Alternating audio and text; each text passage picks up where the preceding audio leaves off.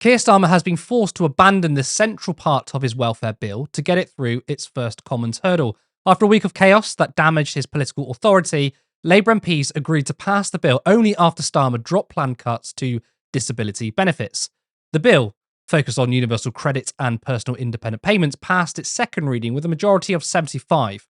However, 49 Labour MPs rebelled, the largest revolt so far under Starmer's leadership. Now, the original bill would have affected up to 800,000 people. Now, with the PIP changes, I won't say scrapped, but delayed, that number has likely been reduced to 150,000. But that's still 150,000 people being punished. Now, spotted at PMQs today was Rachel Reeves shedding a tear. And may I take this opportunity to thank our outstanding British Transport Police for everything that they do to support staff and passengers.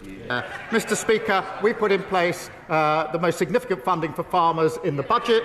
We've got a roadmap for work for farmers that we're working on, and of course where they fail to actually spend... So, I mean, she's crying because, partly anyway, the welfare bill was watered down, right? She's crying because less people are going to be affected by these welfare reforms. Kevin, the upside is that the changes to PIP have been removed, but I want to ask you, why have the front bench made such a big fight and, made risks over cuts to welfare? Why is this a hill they are willing to die on? Well, I mean, firstly, I think we're going to have to put a lot of money into developing a subatomic level size of violin for me to play to show my sympathy to the boo-hoo crocodile tears of Miss Reeves in Parliament today. Honestly, the fact that she wanted to eviscerate the poorest in society, and the fact that she is a sitting officer, not just a random member, an officer of the Labour Friends of Israel, who are engaged in supporting and aiding and abetting a genocide right now, I couldn't care less that she's crying. She deserves to cry. She's a bad person. In terms of why they've decided to die on this hill, well, clearly and obviously, the cruelty was the point. That was always the accusation that was thrown at this, and that's clearly the case because they've essentially filleted every aspect of this bill in order to try and get some sort of bill through so they can appear to be trying to be harsh on disabled people, harsh on people on benefits in general, because this bill wasn't for Labour voters. This bill was for Rupert Murdoch and his people. This was for the Daily Mail, the Daily Telegraph, etc.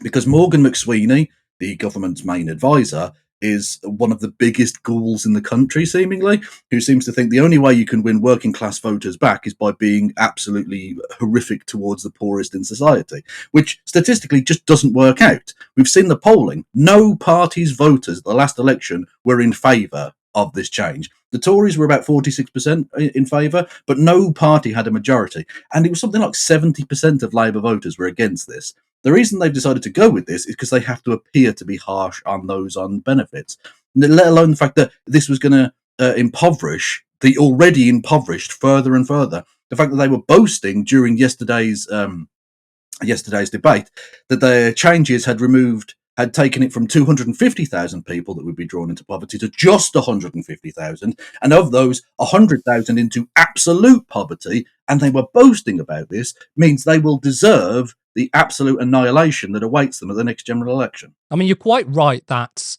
this is the politics of the Murdochs, right? They love it when they talk about cutting welfare because, of course, it distracts from the very salient issue of inequality, the fact that billionaires exist where they shouldn't do. We need to be taxing the rich. Of course, they want to talk about that. But who else is this for? I mean, you've just pointed out here that there's no political party, or at least no voters that support this, even reform voters. Obviously, out of any political party, it's the Conservatives who are most likely to support this. But the latest poll I saw was, you're right, 46%. It wasn't a plurality, but that was 46% of people. The question was, would you support, reducing disability benefits for those who are in work? 46% said yes. When the question was, would you support the same measures if they're not in work? That drastically goes down. So there's no one in this country who really supports this. So who are they doing this for? What's the political science behind this? Well, firstly, Morgan McSweeney is not exactly the median voter whisperer that everyone claims him to be. The Prime Minister said that the briefing against Mr. McSweeney needs to stop. because he's an idiot. He said that Morgan McSweeney was crucial to their election victory, and without him it would have been impossible. Again, not true, because the Labour Party didn't win the general election. The Tory Party lost it. The Tory Party committed metaphorical suicide on the hill of ridiculous neoliberalism. And a sort of broader point about if Keir Starmer and Rachel Reeves and whoever else is in support of this evil nonsense, if the genuine believers amongst them, you're allowed to just be a conservative. If that's your politics, fine, join the Conservative Party. Get out of the Labour Party because you don't support Labour.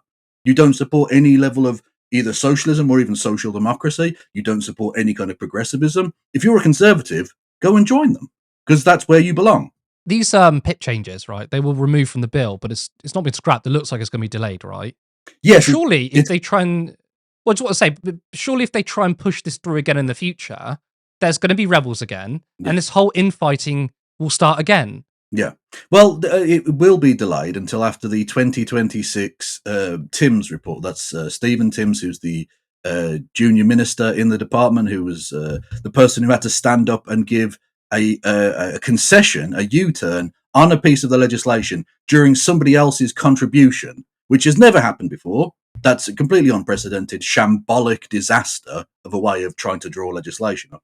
So they have promised to make that change and remove Clause 5 of the bill, which is the one about you have to meet certain criteria in order to be officially designated as available for PIP. You have to meet those 4 criteria or more, which basically made it impossible for disabled people to even prove that they were disabled. They will remove that at second reading. And then after the Timms report, which will be published at some point in the autumn of 2026, they then can potentially reintroduce it. Now, the trick that they're going to try and pull, and this is all, you can tell that Keir Starmer is a lawyer, the technicalities here. Timms was asked specifically whether these changes, if reintroduced, would be under primary or secondary legislation. It sounds technical, but the point being that if it's primary legislation, it can be amended by the members of the House of Commons. So in other words, there's a chance for a rebellion. There's a chance that they can change it to make it less harsh. Whereas if it's secondary legislation, they can't. And they refused point blank to answer which type of legislation those changes would be introduced under. So basically, they're going to try and fudge it and get all of the things that they wanted to do in 2026 in a way that goes against and denies the right of scrutiny for the House of Commons, which again shows absolute contempt for the Labour backbenches and for democracy more generally. I mean, I listened to Jonathan Reynolds on GMB. I saw a clip earlier, and obviously they were asking him about these welfare changes. And he said, of course, we need welfare reform because the level of the amount of people in work in this country is very, very low. So we need to reduce benefits to get people into work, right? And of course, this is a very pervasive idea, a narrative that has got a stronghold in the British press and the media, which is that basically there's loads of shirkers, there's loads of lazy people, and our benefit system is too kind. Well, of course, the facts don't really care about people's feelings because, first of all, the level of payments when it comes to welfare is very low in our country. I think we're either the or one of the worst in Europe, with the lowest levels of payments in Europe, right? And looking at Denmark, here's a very interesting fact, which a lot of people don't talk about. I guess it's because people don't know about it. Denmark has far more people in work. They have between 75 and 80% of people who can work are in work, far more than the UK. But at the same time, their welfare payments are far more generous. So it shows there is zero correlation between cutting benefits and getting people into work. Of course, I personally believe there's a reason why. And one of those reasons is I actually think higher welfare payments is better to get people into work. So morals, morality aside, because obviously the result of cutting benefits doesn't get people into work. It's what happened under the Conservatives under George Osborne, which was 330,000 people essentially being murdered by the state. If you increase benefits, to me, that tells that basically gives people breathing room to, I don't know, get a job, get some new clothes. I mean, for example, I'm going to use a personal anecdote, right? But a couple of years ago, I had an interview as a manager at a pub in Nottingham, and I was living in Bristol at the time. I had to get the train to the pub. That cost me 70 quid. That's 70 quid for a train is obviously disgusting. That's not cheap. I had to have that money. What about these days where more and more jobs are working from home? You're going to need a decent laptop. You're going to need a smartphone. A smartphone is no longer a luxury, I don't believe, in today's society. there's these things you need: new clothes, new shoes for an interview.